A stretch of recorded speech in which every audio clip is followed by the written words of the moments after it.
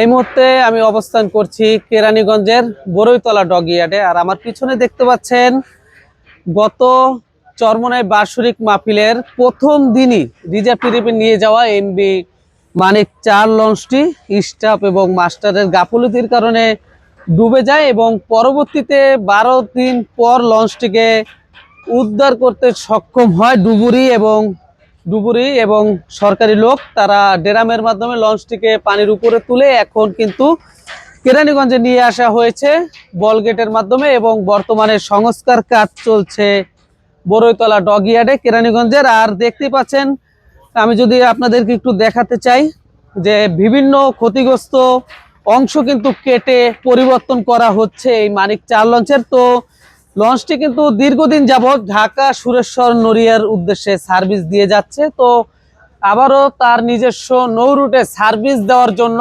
যাত্রীদেরকে সেবা দেওয়ার জন্য আবারও প্রস্তুত করা হচ্ছে এই সুরেশ্বর নড়িয়াগামী মানিক 4 লঞ্চকে। তো দেখতেই পাচ্ছেন লঞ্চটি কিন্তু খুবই সুন্দর একটি লঞ্চ ছিল সুরেশ্বর নড়িয়াগামী। তো আবারও আমরা খুবই সফলভাবে সার্ভিস দিতে দেখতে চাই এই মানিক 4 লঞ্চকে। তো আপনারাও কি মনে করছেন তা অবশ্যই কমেন্ট করে জানাবেন। এবং কেরানীগঞ্জের বড়ইতলা ডগইয়ার্ডে বর্তমানে সংস্কার কাজ চলছে এমবি মানিক 4 লঞ্চের।